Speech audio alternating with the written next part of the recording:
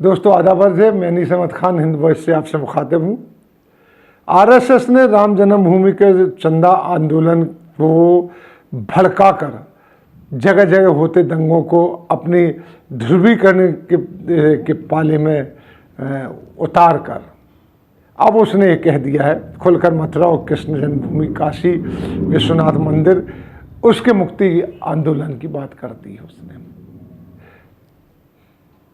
ये बात संघ प्रमुख मोहन भागवत ने अपने वृंदावन प्रवास के दौरान संतों से बातचीत करते हुए कही।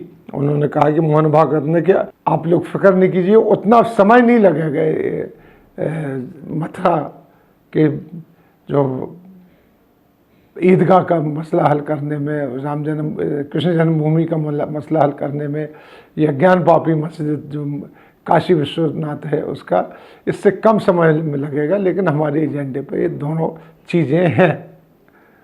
मोहन भागवत आजकल वृंदावन में 3 दिन के प्रवास पर है। वहाँ विभिन्न ऑर्गेनाइजेशन को यूपी चुनाव में एक्टिव करने के लिए वो हैं, किस तरीके से उसके चुनाव का रूपरेखा तैयार की जाए, वो बैठे हुए हैं।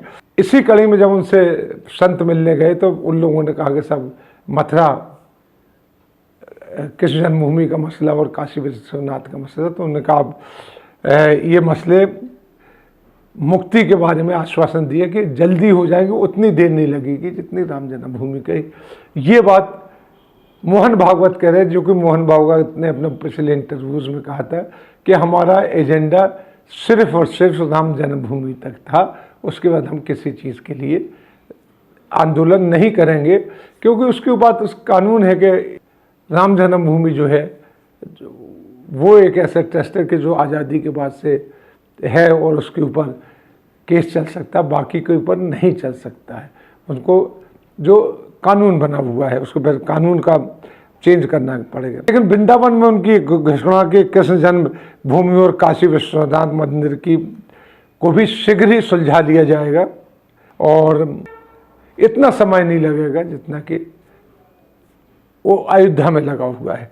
जब मथुरा की सुदामा कुटी के महंत सुलक्षण दास और कुछ और संत मोहन भागवत से मिलकर बाहर निकले तो उन्होंने सबको बात बताई।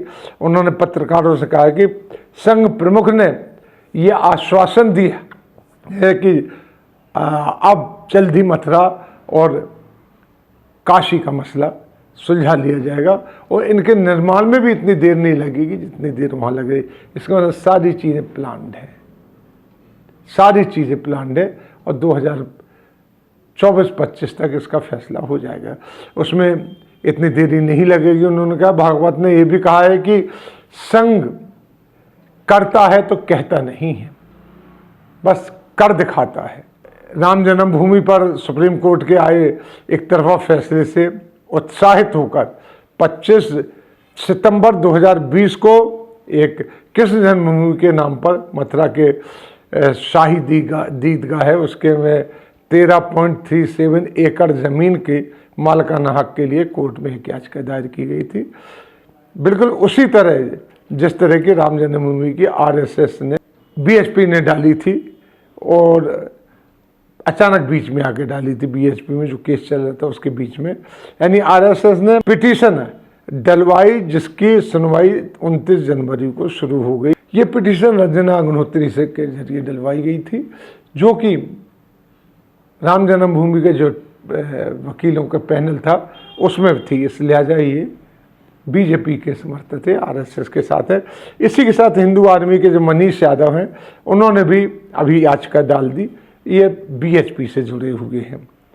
अब ये गौरतलब है कि वृंदावन में 16 फरवरी से 21 मार्च तक कुंभ होना है और उस बीच में जो आपको बताएं कि 29 जनवरी को इसकी सुनवाई है, पहली सुनवाई है जो 29 जनवरी को, बीच में नहीं हो पा रही थी क्योंकि वर्चुअल कोर्ट चल रहे थे। अब जो मथुरा में श्रद्धालुओं की भीड़ होगी उसमें जैसा फैसला आएगा उसके बाद बहुत हद तक आंदोलन भड़क जाएगा। भड़काने के लिए ये सब इसीलिए ये डिज़ाइन किया गया है और मोहन भागवत का बयान आने की वजह ये है कि अब लोग एक और धार्मिक स्थान को लेकर विवाद शुरू होने वाला है। इनको मतलब नहीं देश से, महंगाई से मतलब नहीं है, गरीबी से मतलब नहीं है, इनको बेरोजगारी से मतलब नहीं है, देश कहाँ जा रहा मतलब नहीं है, चीन कहाँ घुसपैठ कर रहा है इससे मतलब नहीं है। इनको मतलब सिर्फ इस बात से है कि इनका वोट बैंक इनसे जुड़ा रहे, क्योंकि डर ये था कि वोट बैंक इनसे सरक रहा है। जो तरक्की नहीं हो रही है, महंगाई चल रही है, इन सब की वजह से वोट बैंक सरक रहा है। तो ये लोग उसको रोकने के लिए ये सारे हथकंडे अपना रहे हैं।